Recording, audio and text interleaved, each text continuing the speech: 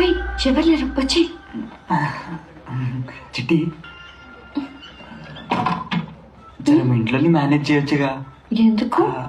గంటసేపు పెట్టి కింద గంటసేపు పెట్టు మీద నీతోనే ఉండాలనుంది.